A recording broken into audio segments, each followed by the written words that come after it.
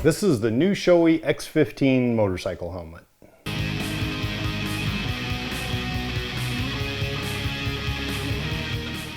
The first thing you see open in the box is the PINLOCK Evo shield. So I'm going to take that and put it aside. Then you have the foam, and then the actual helmet with its bag. And before you throw the box away, you also have your chin pieces that you want to make sure that you grab those out of the box.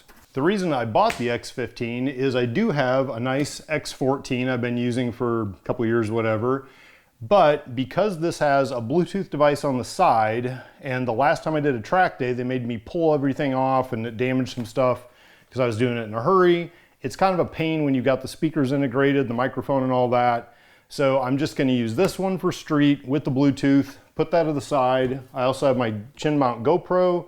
If you have questions about setting this up, I've got other videos showing that. You can't have helmet mounted cameras on most track events.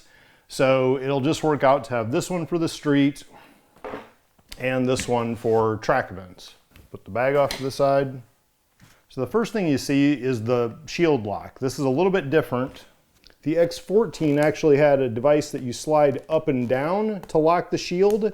Some of the older ones used to have it over on the side, but this one on the 14 went up and down. They changed that to the 15 where it slides back and forth. So you'll slide this one over and then you can actually open your shield. Now I'm going to take the shield off because we have to install this pin lock. And as with most Shoeis, you put it up all the way, you pull this little activator in, and that releases your shield from the helmet. There we go. There's that side and that side. I know it's a large, good film piece here. I'm actually going to leave that on for a second until I get this pin lock put on. So let's go ahead and open this. The pin locks used to be a separate accessory you had to buy, sometimes with a different shield too, that had the two little pin locks in it. Now the Shoeis, most of them come with this, but you still have to install it yourself. Not a big deal. Now everything is perfectly clean because I just got it. And the thing to remember with these pin locks is that the silicone goes down against the shield, okay? The silicone bead out here is like a seal that goes against it. The only film on it is this one on the top, right? So just as it is, all you have to do is fit the notch here onto that pin and make sure it's facing the right way with that sticker out, and so that it follows the shape. In other words, it's flatter on the top and comes rounder at the bottom. And you kind of spread it a little bit here and get the other notch in the other pin.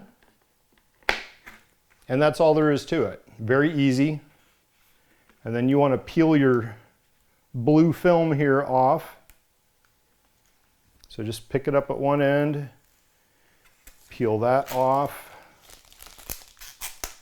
there. And then on the outside of the helmet, we can now peel this film off as well. And now we have a nice, pristine, unscratched, unfingerprinted face shield.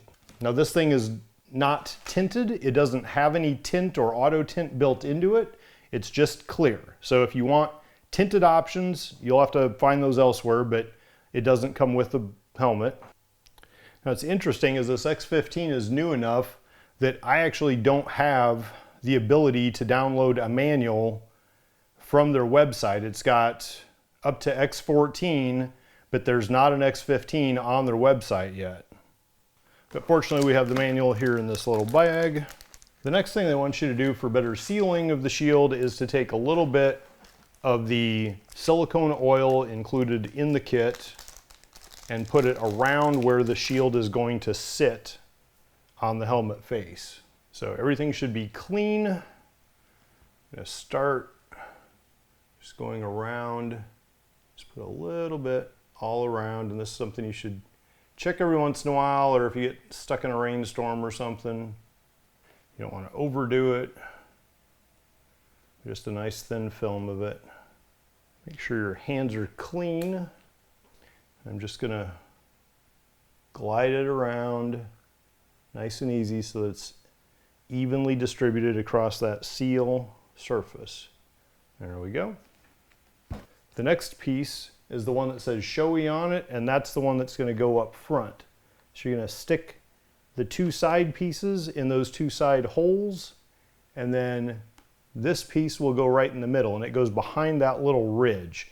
You can actually see there are 3 slots. Those are the 3 slots that you want those 3 pieces to go in. Start with sticking this one in over here, and then the middle one. You can kind of feel it snap into place. The next piece will be the chin curtain. It goes across the bottom here. So we're just gonna, it's got a little arrow in the middle that goes right in the middle. And then just places it there. And the 2 side tabs. Guide it all in. Make sure everything's snapped tight. And then once that's in place, then you take the lower air spoiler, and it goes with that kind of ledge, again centered. That lined up. And you just got to kind of finagle it in there. Make sure it goes all the way in, or you're going to end up chasing it down a highway. Ask me how I know. Okay, that's in place. So I'm going to put the shield back on, and as a heads up, there is this little red switch. That red switch prevents you from pulling that release trigger down. You know, that's probably the way they want you to have it when you're riding, so that it can't release. I have actually had these shields fly off in a crash before, so that is a real thing. There we go. Okay. And then back up, and then I'll put the little red trigger in there to keep it from releasing. Now I'm going to go to the other side. I'll do the same thing. I'm going to pull the trigger down, pull it up, there we go, and then push the little red trigger, and that's on. And now, there's our helmet. Now the other thing this helmet has is there is an option for a connector down here for hydration. In other words, a water hose coming up for you from a Camelback. That's something I'd actually be pretty interested in. I don't believe it comes with the kit. I didn't see that in the packing, so that might be a separate accessory, but that would be a nice option to have. So I might look into that in the future. All right, so if we look at all the vents on this, this one is in the closed position, so down is open. Same with this one. Up is closed, down is open, and there's a middle part too. Down is open, up is closed. Same as with the old one. Now as far as these vents, it's a little bit different. Before you had this one where down was open. This one up here, it's open up. So it's opposite, which is a little aggravating, but on this upper intake, just like the old 14, up is all the way open. But with these side ones, you actually have one is all the way open as well. So down here, all the way down is open. Up here, all the way up is open. The other vents you have are on the back. However, these are not adjustable. They're just fixed, it looks like. So you don't have to worry about moving these, and there's not anything back here.